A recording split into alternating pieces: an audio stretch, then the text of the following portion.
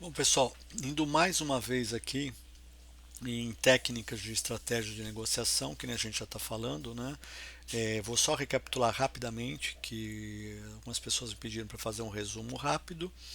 É, eu já vou direto no assunto para a gente não perder tempo, não fique fazendo apresentação. Acho que o importante é o conteúdo, o que está sendo passado. Então vamos começar com uma estratégia de negociação, só fazer um resumo do que foi falado. Eu expliquei que negociar vem do latim, né? Que negar o ócio significa trabalho, ou seja, não ficar parado. Então, tudo isso, a negociação em si, ela tem que ser, ela começa muito antes de você estar numa mesa, ou de frente a frente, ou por telefone, ou o que é que seja. Isso que eu estou falando, negociação profissional, como também uma negociação na sua vida particular, né? Eu coloquei até um provérbio árabe que ele fala que na África, toda manhã, uma ela acorda, ela sabe que precisa correr mais rápido que o mais rápido dos leões para sobreviver. E toda manhã um leão acorda e ele sabe que precisa correr mais rápido que a mais lenta das gazelas, senão morrerá de fome. Resumo: não importa se você é leão ou se você é gazela, sai correndo, ou seja, vai buscar o teu conhecimento, informação para se desenvolver e conseguir atingir seus objetivos. É isso que a gente torce aqui, tá, para ajudar vocês. Vamos lá então. Aqui coloquei uma pesquisa que eu fiz. Isso aqui é uma pesquisa real, foram quase 3 meses. O que eu fiz? Toda a negociação que eu fazia, eu anotava. E eu percebi que negociações externas eram poucas. Eu falei, vou anotar qualquer negociação que eu estou fazendo, seja com finanças, para liberar o pagamento para um fornecedor que não foi pago, que está atrasado, seja com o pessoal de ativo, seja com recebimento, para autorizar recebimento material, seja com solicitante, o que é que seja, o tamanho, ou com meus pares superiores. Aí o que eu descobri? Que a interna eu gasto 87% do tempo. E negociação externa, que é o que traz o resultado final, é 13%. E o que eu também descobri de um ponto de erro? Que o ocidental ele foca muito na negociação, ou seja, estar no frente a frente com o outro lado, com o vendedor, né, o nosso parceiro, né, do outro lado comercial. E nós focamos pouco em análise e planejamento. O que isso leva? Leva a um não atingimento do objetivo em quase 70%. Se perde muito tempo lá na negociação, quando na realidade a negociação ela tem que ser rápida. É o que a gente fala, se numa negociação você não atingir os seus objetivos nos primeiros 5 minutos, você já sabe que vai ficar muito complicada a coisa. O que significa? Você não estudou o mercado, não estudou o teu fornecedor, você mesmo não está consciente do que você está solicitando. Então tudo isso tem que ser exaustivamente estudado antes de chegar na negociação. Por que eu falo isso? Porque quando você faz uma análise, estou falando 60% do que você está adquirindo, seja serviço ou produto, você analisa, você consegue atingir o percentual de 43%. Lembra o índice anterior? Quando você faz uma análise de maior tempo e vai focado na negociação. Vocês veem que inverte a coisa. A negociação é 14%, porque você já vai com ela dirigida. O que você quer? Eu falei com vocês sobre a metodologia ocidental e a euroasiática, né, que seria a russa. Eu falei com vocês sobre Inácio Lopes. Eu não tive a oportunidade de ter conhecido ele, tentei algumas vezes, mas não teria como. Na época não tinha internet, reuniões online, home office, tudo isso, Teams, essas não existiam, tá? Então era todos presenciais ou gravada.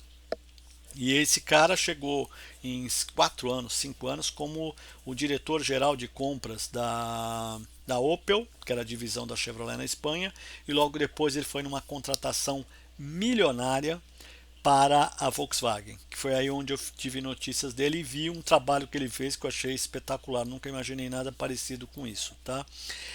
Ele, se você for procurar no Google, ele é o único, tá, de procurement que você acha no Google. Se você pegar qualquer outro lá, você não vai achar. Você vai achar esse cara aí, o Inácio Lopes, tá? Ele é o mais procurado, como se diz, ele é muito procurado e é o quem tem mais informação, tá? E ele tem uma frase que ele escreveu que no setor de compras a voz mais poderosa nem sempre é que tem o título. O que era engraçado nele? Ele ia no comprador, ele ia direto. E ele, de lá que ele pegava todos os dados para ele poder fazer uma apresentação, para ele fazer todo o que ele ia para frente, porque ele dizia que quem sabia o que estava acontecendo na linha de frente era o comprador. Achei interessante esse ponto dele, né, de colocação.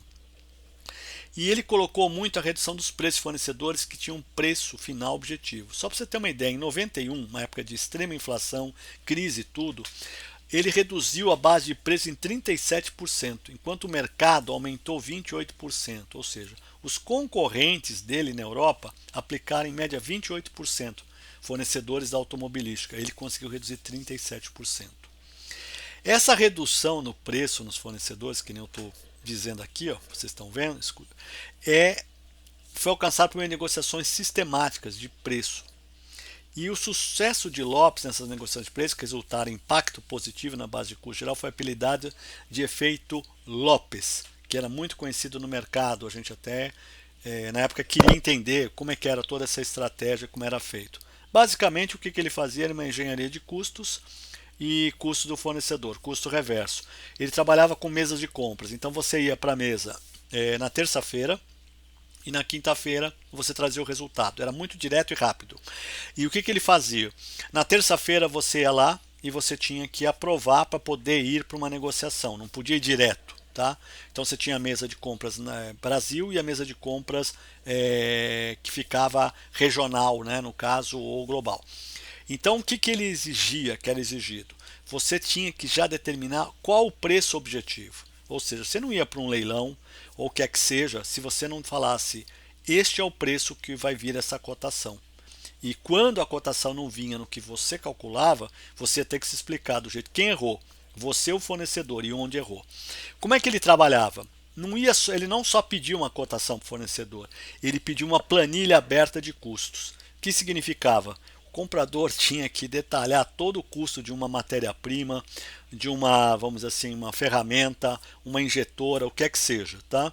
E você tinha que, e o fornecedor, ele simplesmente ia colocar lá os preços dele e depois ele colocava a margem dele. O que acontecia? Quando via isso e dava a diferença, ia para um pessoal na montadora que é chamada engenharia de custos, para bater os custos de matéria-prima, quanto que vai de aço, quanto é que vai de ferro, ou seja, com isso conseguia chegar num custo. Então ele praticamente que colocou isso no mercado, ou seja, quando vocês vão para um fornecedor e mandam preencher uma planilha, isso é o chamado efeito Lopes, tá? Para quem não conhece ainda, tá? Esse cara, ele foi tão impactante que publicou a revista Auto News em 94, publicou o seguinte artigo: conhece todos os truques, como usar emoção, elogios, piadas, ameaças, crueldade. Olha que a que ponto chegou a coisa. O tempo e a incerteza. Ele lidava com a incerteza e até mesmo mentiras, se necessário, para obter cortes de fornecedores relutantes. O CIPS Europa publicou em setembro de 98 que Lopes usava amplamente a metodologia russa de negociação e que era expert na mesma, tendo estudado por muitos anos essa metodologia. Ele era o maior especialista no Ocidente de metodologia russa. Como ele a conheceu ou como ele foi atrás, isso não foi falado. Ele mesmo não comentou, mas ele praticava extensamente essa metodologia. Ele praticava com a família, com os funcionários dele, com os pares, tudo ele utilizava essa metodologia, que é a metodologia que eu até expliquei. E ele colocou um ponto muito importante que bateu com o estudo que eu fiz, esse ponto aqui, ó, que é o seguinte: subordinados pares superiores, você negocia 80%, com o fornecedor é 20%. Por quê? O que ele dizia? Que a negociação ocorre primeiro dentro de você, na sua mente, depois na sua empresa e somente depois com os fornecedores, ou seja, você já vai para conseguir ter o objetivo. Você não tem, ele que uma vez ele disse, isso eu escutei na Vox, que uma negociação não pode durar mais que 5 minutos para alcançamento dos objetivos. Você já sabe em 5 minutos se ela vai dar certo ou se ela vai dar errado. Todo o resto é tempo que se perde, né? Ou seja, você deveria voltar para uma segunda fase, pegar mais esclarecimento, voltar para uma segunda fase, porque o que ele entende que o tempo é fundamental para a de compras. A de compras não tem tempo, e o tempo é fundamental numa negociação. E ele tem que ser a favor do comprador, nunca a favor do outro lado. Então você já vai direto na negociação e você negocia com o tempo, que era o que eu expliquei aqui na metodologia russa, né? Que ela ficou muito falada por causa de um livro do Igor Raisov, mas não tem só ele, tem outros livros até melhores, tá? Que eu até indiquei no primeiro treinamento, tem o caminho da negociação, que é maravilhoso, ele entra realmente em detalhes, até porque o Igor Raisov não era comprador, não tinha nada a ver com isso, tá? E ele teve muito sucesso, mas ele não existe uma universidade de negociação, nada disso, tá? E um ponto muito importante que é o seguinte: em um jogo de xadrez seja o jogador e não a peça do tabuleiro, e negociação sempre ser o jogador. Isso aí o Lopes, tá? Falava isso daí, né? Que ele colocava esses pontos. Então quando eu coloquei as 5 premissas, ou seja, os 5 postulados, aí fala do silêncio, ouça primeiro, escute, não fale. E uma coisa muito interessante que é o seguinte: a metodologia russa, vamos imaginar um podcast. O comprador é o entrevistador e o fornecedor é o entrevistado. Então nunca o entrevistador fala mais do que o que está sendo entrevistado. O comprador, ele é como que eu posso dizer, ele seria o anfitrião, que é o que é citado na metodologia russa. Mas eu vou trazer os dias atuais como se fosse um podcast ou um entrevistador. Então ele tem que saber fazer as perguntas-chave, tirar coisas do entrevistado, e pode ver, muitas vezes o entrevistado ele fala coisas que não deveria ter falado, que depois gera polêmica. Né? Você viu aí entrevistas com políticos, com jogadores, porque isto é uma metodologia russa de escutar. Você escuta, espera, depois você pergunta, espera, escuta, depois você faz a pergunta, tá? Então isso é muito importante de você utilizar isso. Basicamente, o pessoal até comenta que o Faustão, como entrevistador, ele não deixava o entrevistado falar. Isso você vê também em alguns apresentadores. Mas você tem que deixar o outro lado falar. Quando ele fala, ele vai passar informação que é fundamental para a negociação, tá? Que é o que ele fala do anfitrião, aí fala, por exemplo, do apostolado 4, que é os pontos fortes do vendedor e os pontos fortes de procurement. Né? Então, o vendedor, qual o ponto mais forte dele? Ele sabe o preço do que ele está vendendo, ele sabe quanto custa, ele sabe a margem de lucro dele, ele sabe o que foi colocado ali, ele sabe o trabalho que isso dá. O comprador não sabe, a não ser que ele utilize realmente o efeito pico, que é aquilo lá de você mandar uma planilha aberta e ele tem que preencher aquela planilha e depois se audita aquela planilha. Mas qual é o ponto fraco do fornecedor? Ele não conhece o processo de cotação, ele não conhece os concorrentes, ele não sabe o teu budget e ele tem segurança, que é o que a escola de negociação russa prega. Ou seja, quando você gera insegurança do outro lado, você domina a negociação. Por exemplo, nunca chame um fornecedor para negociar. Chame para tirar dúvida, para entender a proposta. Se você chamou para negociar, ele sabe que ele já tem a melhor proposta. Então, para que ele vai, como se diz, dar um deep dive mais uma proposta? Até porque ele, fornecedor, vendedor, também é remunerado por uma boa venda. Ele também é um profissional, ele tem, como se diz, ele tem todo o respeito da profissão dele, do que ele é. Nós somos pares, um está de um lado, outro está do outro, né? E ele sempre vai buscar os objetivos da empresa dele, como você busca os objetivos da tua empresa. É apenas uma relação comercial onde ambas as partes fazem essa negociação, essa interpelação, né? Então, para o vendedor, o principal é que o comprador aceite o BATNA, o primeiro. Ou seja, o vendedor mandou uma proposta comercial, ele tem que fechar naquela primeira proposta, porque ali é onde estão as melhores condições para ele. Seja preço, condições de pagamento, entrega, garantia, tudo isso está ali na melhor. Na segunda, terceira, quarta, quinta, já começou a perder os impactos iniciais. Por sua vez, o comprador não pode fechar na primeira, ele tem que fechar nas últimas, que é onde o vendedor não quer. Então isso é a relação BATNA, WATNA, ou seja, o que é para cima num, o que é para baixo no outro. Aí nós colocamos a zona de incerteza, né, que é onde você ganha a sua negociação não dando a certeza do que você vai falar. E aí tem o efeito pêndulo, que é o efeito das emoções, que eu discuti, expliquei isso na gravação anterior, mostrando detalhadamente como era isso, né? Então, a Harvard School, né, a Escola de Negociação Harvard, o pêndulo, ele praticamente não oscila, né, nos 180 graus, enquanto que no Kremlin, na negociação russa, ele vai no 180, tá? Ele faz subir, faz baixar a emoção, ele trabalha muito com a interpelação pessoal, com emoções, tá? E ele é muito bom em negociações spot, não é em a longo prazo, tá? Porque a longo prazo o outro lado, se ganha, perdeu nessa, ele quer ganhar na outra, ou ele vai rescindir o contrato, vai falar 90 dias para encerrar, eu não quero mais, não tem condições de fazer isso, eu aceitei esse pedido imaginando que você fosse colocar mais pedidos, você não colocou, isso aqui é para entrar numa empresa multinacional, e tem tudo aquilo que a gente já conhece que pode acontecer. Ou seja, a complexidade envolvida da área de compras é muito grande. Eu até costumo falar, por exemplo, que normalmente um comprador ele, ele tem mais ou menos 300 fornecedores, tem mais ou menos 4.000 itens e mais ou menos 70, 80 contratos no ano. Você pega um vendedor, é um número muito menor, 10, 12, 15 clientes, ele tem um suporte de uma área de vendas, suporte de uma área de pricing, tá? Que seria quem faz o preço, não é ele que faz. Então ele tem todo esse dinamismo, ou seja, ele tem verbas de representação para fazer, para ir para treinamentos, para estar em congresso. O comprador não tem tempo para isso, não tem como ir. Então essas são grandes diferenças, né? Que eu até coloquei. Que tinha um diretor meu que falava que ele queria ter de fornecedor, o que a gente tem de quantidade de fornecedor, ter de clientes. A empresa seria milionária, mais ou menos isso. E agora, o que é o de hoje? Rapidamente, vou falar sobre conexões, que é um ponto que o pessoal me perguntou aqui. O que são conexões? Tem um livro meu que eu explico isso detalhadamente, tá? Mas aqui eu vou colocar muito rapidamente, tá? Você tem que tomar cuidado muito com a conexão. O outro lado da mesa de negociação, seja profissional, uma negociação pessoal, tudo que eu ensino aqui não é só para uma negociação profissional, que é um comprador profissional.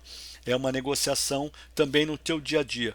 Negociação que você faz na sua casa, de venda de algum produto, de compra, tudo isso, o que eu falo de negociações, ela também não é só para o comprador, ela também tem um ensinamento para a pessoa que está vendendo, né? Então vamos falar o que são conexões. Conexões são onde uma das partes que está vendendo ou está comprando, ela procura conseguir ter mais acesso, ter mais uma ligação, que é o que a gente fala na negociação russa, que é o sentimento, que é o que você tenta entrar nisso para o quê? Para você quebrar a emoção. Então, o vendedor, vamos falar aquele comprador e vendedor, tá? Ele pode usar isso com o comprador, ou seja, ele faz uma negociação, conexão sugadora. Ele pode tentar fazer com o comprador, mas às vezes ele tenta fazer com quem? Com o demand owner, com o requisitante. Né? O que ele faz? Ele vai direto lá em quem está solicitando o pedido para você e ele tenta descobrir o budget, se tem urgência, se não tem urgência, como é que foi o fornecedor anterior, mas está fazendo cotação por quê? Ah, o outro lá não foi, atrasou a entrega, tem problemas técnicos. Por quê? Ele vai pegando todas essas conexões, essas informações, para depois ele levar isso quando tiver a negociação, do tipo, ó, eu não vou baixar esse preço porque ó, o antigo fornecedor teu deu problema, não entregou, você está precisando urgente, eu estou parando minha linha para colocar isso para você, ou seja, ele vai conseguir ter dados para poder quebrar todas as entradas que você dá. Tá? Porque o comprador profissional ele busca também ter a informação, ele não dá as entradas e ele coloca os pontos dele. Porque se ele deixar, o que acontece? Se o outro lado tiver informação, é tudo numa negociação. Quando um lado tem informação mais do que o outro, obviamente o pêndulo tende para esse lado e fica difícil de quebrar, né? Aí eu tenho a outra conexão, que é a conexão elogio. Toma cuidado, tá? Que é o seguinte, quando você vê um vendedor, estou falando vendedor, mas pode ser na tua vida particular, quando uma pessoa te elogia, ou seja, mas vamos imaginar um vendedor elogiando um comprador, tá? Ele chega e fala, você está lá negociando, ele fala, poxa, você é uma ótima pessoa, eu percebi que você é uma pessoa muito boa, uma ótima pessoa. O que ele fez? Ele quebrou, ele passou para você a responsabilidade de ser uma boa pessoa, não que você não seria, não seja, mas ele quebrou qualquer coisa que você teria do tipo, pô, ele está dizendo que eu sou uma boa pessoa, então eu vou ter que continuar mantendo essa relação de boa pessoa. Agora, o que é uma boa pessoa para alguém? É alguém que aceita o que está sendo proposto, reduz, vai com menos força numa negociação, com menos push. Pode ser isso também, tá? Então a gente tem que entender bem essas relações, essas dicotomias, né? Conexão de urgência. Esse aqui é um dos piores, porque quando o outro lado da negociação descobre que você está querendo, se você está com urgência daquela peça, daquele material, todo o teu poder de barganha realmente ele foi reduzido a zero, porque o teu maior vitória vai ser conseguir ter esse material aí, ó, na data que você quer, na urgência que você quer, porque por algum motivo isso não foi pedido antes, seja o comprador que perdeu o time, perdeu tempo com requisição, com a negociação, achou que isso era mais fácil, seja o requisitante que pediu em cima da hora também não previu, seja uma peça que quebrou de uma produção, ou o que é que seja. Então tudo isso é uma conexão de urgência, tá? E tem uma conexão que é a conexão de amizade, né? Que um lado sempre procura fazer essa conexão de amizade. A conexão de amizade, o que é? É para ter uma maior proximidade, para poder falar de coisas particulares da vida e de tudo. Com isso, você ganha a amizade daquela pessoa e, obviamente, numa negociação, esse lado da amizade vai ser colocado, né? A gente sempre fala que tem que tomar muito cuidado. A área de compras é uma área visível, é uma área de compliance.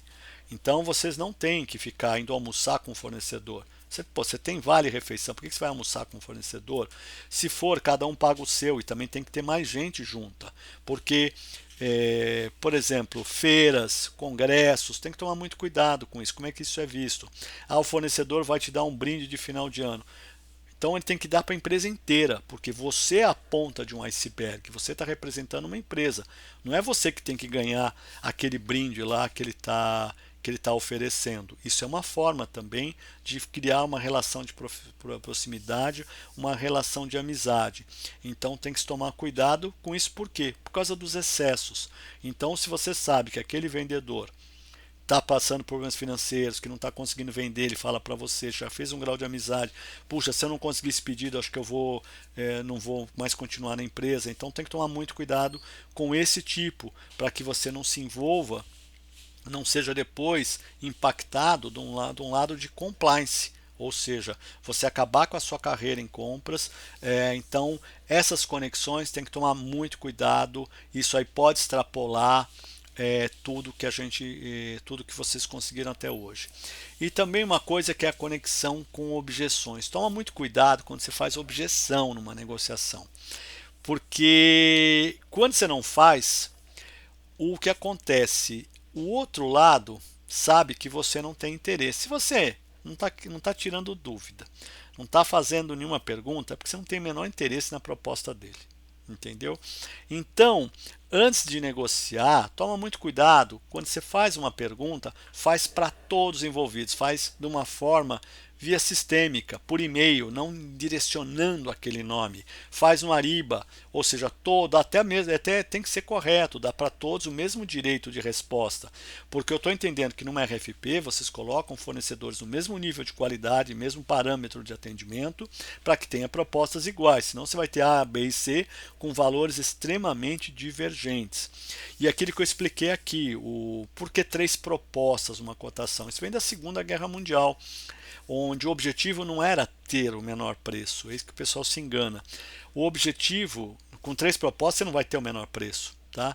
Mas o objetivo na época era que não, se você comprasse um item acertadamente, você reduzisse o número de erros, porque se você fez 3 propostas, um cotou a 10, o outro cotou a 15, o outro cotou a 8, peraí, algo está errado, vou comprar do de 8, peraí, o de 8 pode estar errado, o de 10 pode estar errado, o de 15 pode estar certo. Mas então, se esse aqui está certo, os outros têm que cotar o que o outro entendeu. Muitas vezes, o que ocorria com aquela pressa, infelizmente, do que estava ocorrendo?